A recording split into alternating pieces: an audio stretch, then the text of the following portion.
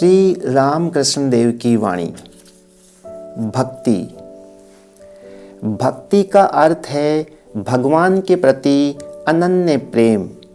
जिस प्रकार का प्रेम पत्नी अपने पति के प्रति अनुभव करती है, भगवान के प्रति विशुद्ध भक्ति होना बड़ा कठिन है। ऐसी ही भक्ति के द्वारा मनुष्य के मन प्राण भगवान में विलीन हो जाते हैं।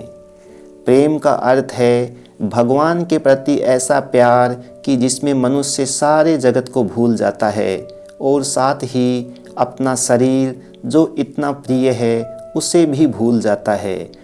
चैतन्य देव के अंदर प्रेम उदित हुआ था। यदि तुम्हारे भीतर रागा भक्ति अर्थात भगवान के प्रति प्रबल आसक्ति का उदय हो तो वे स्थिर नहीं रह सकते। जानते हो भगवान को अपने भक्तों का प्रेम कितना प्रिय है।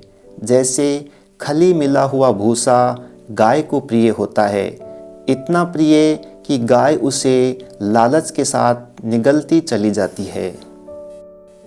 याद रखो, भक्त का हृदय भगवान का निवास स्थान होता है। यह ठीक है कि वे सभी प्राणियों में वास करते हैं, किंतु भक्त के हृदय में वे स्वयं को विशेष रूप से प्रकट करते हैं। भक्त का हृदय भगवान का बैठक खाना है। इस कलयुग के लिए भक्ति योग ही श्रेयस्कर है। इस मार्ग पर चलने से अन्य मार्गों की अपेक्षा भगवान के पास सरलता से पहुंचा जाता है। ज्ञान और कर्म के मार्ग से भगवान के समीप निसंदेह पहुंचा जा सकता है, किंतु वे मार्ग हैं बड़े कठिन। भक्ति योग क्या है?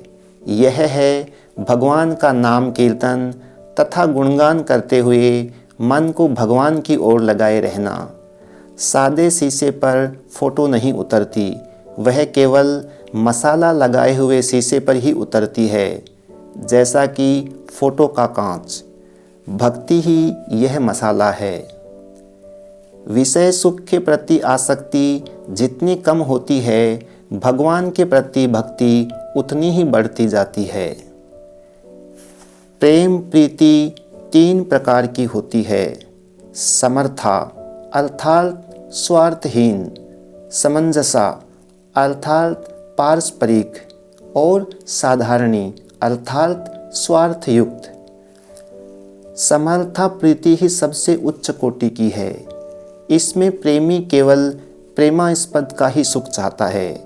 इसके लिए चाहे उसे स्वयं को कष्ट ही क्यों न सहन करना पड़े।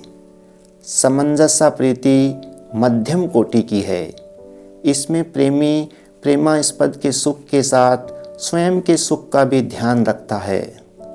साधारणी प्रीति सबसे निम्न कोटि की है। इसमें प्रेमी केवल अपना ही सुख चाहता है, प्रेमास्पद के सुख दुख की कोई परवाह नहीं करता। तनिक भी संसारासक्ति के रहते भगवान के दर्शन नहीं हो सकते।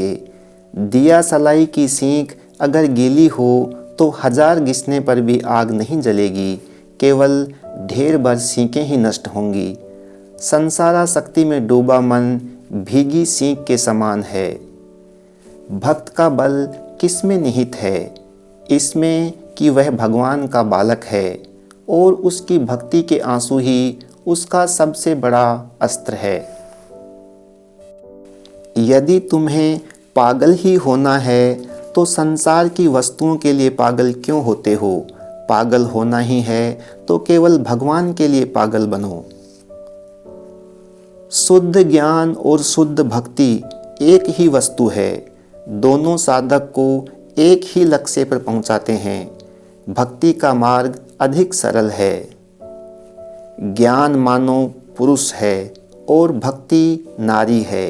ज्ञान की गति भगवान के बैठक खाने तक ही है, किंतु भक्ति उनके अंतःपुर तक प्रवेश कर सकती है।